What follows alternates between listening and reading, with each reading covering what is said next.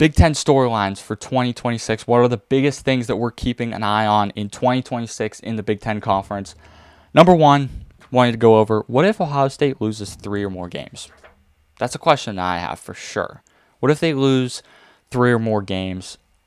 The first question you could say is, how could this even happen? Like, first off, how would this even happen? How would Ohio State lose 3 games? This hasn't happened forever. Well, let's pull up their schedule. Let's go over this for a second. They got Ball State at home. I think that'll be a win.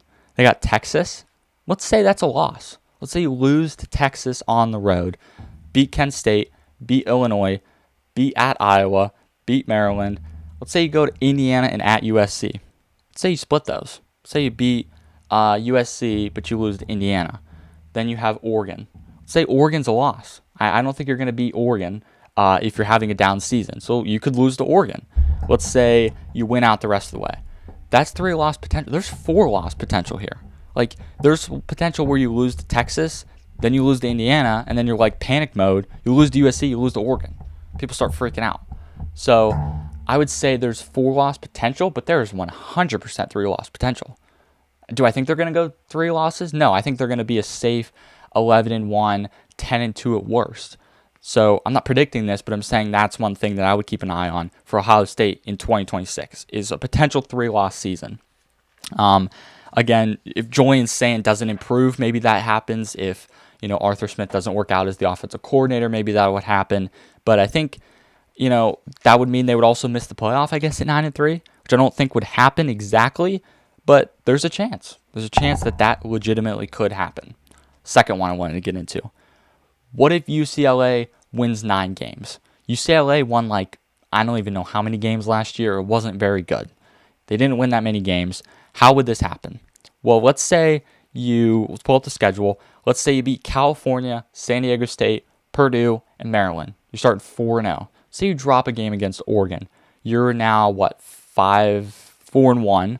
You beat Wisconsin, Michigan State, Nevada. You're 8-1. Minnesota, Illinois, and you lose to Michigan and USC.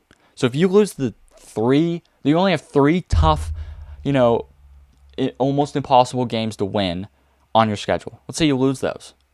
You just got to win the manageable and the winnable games, and you're 9-3. Does that mean they make the playoffs? No, but let's say you beat Michigan or beat USC. UCLA legitimately could be a playoff team. I actually think that a sneaky pick would be to pick UCLA to be a top 20, top 15 team in 2026. That legitimately could happen. I'm not saying it's going to happen, but it 100% could happen. If Nico returns at quarterback and he's really good, let's say the new head coach, Bob Chesney, works out at head coach, then you have 2 things right there that are going to improve this team, and they have the potential to be really, really good. Not saying that that's going to happen, and I'm not saying they're going to make the playoff, but I'm saying that could happen. There's a road where that does happen. My third one is, will USC and Lincoln Riley finally make the college football playoff? Is that actually going to happen? Are we going to see it this year? Is that going to happen? Well, starting off, if he does, let's say if he does, his job will be safe. Everyone will be like, oh yeah, he's back, but he's back. If he does, the program will have a lot of momentum as well. The people's opinions will start to change on him. He will kind of be beloved at USC. What if he doesn't? Well, if he doesn't, hot seat talk's going to start to heat up. People would call for his job, I'm sure. Not everyone would say everyone would say that he can't do it. He can't make it to the playoff. He can't win the big one. People would, nothing good would kind of happen here. People would be down on him. What do we need for him to make the college football playoff? 10-2. How do we get there? 10-2 is a safe chance of making the playoff. How do we get there? Well, we got versus San Jose. I don't have their schedule. I forgot to make a graphic of their schedule, but that's okay. How would this happen? Well, versus San Jose State, versus Fresno State, versus Louisiana, and at Rutgers. You're starting 5-0 there. No doubt. Or starting 4-0. Or you play Oregon. Let's say you drop Oregon. You beat Washington. You beat Penn State. You beat Wisconsin. Indiana, Ohio State. You got to go 1-for-1 there. You got to beat one good team. So if you can go 1-for-1 there, you're good.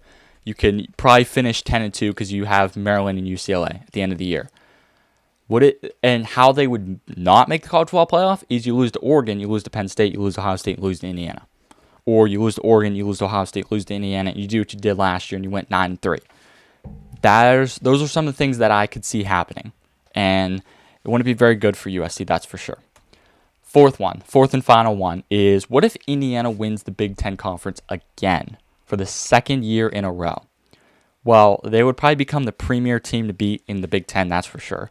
It changes kind of how people would look at coaching hires as well, because Curt Cignetti going to Indiana and literally in 1 year making the college football playoff, and then the second year going 16-0, winning it all, and the third year winning the Big Ten again. So people would kind of change their view on him, on Indiana, and how they hire coaches. Also, Indiana becomes a top team in college football, which is crazy. Like, that's insane to say that Indiana is going to be like a top team in college football.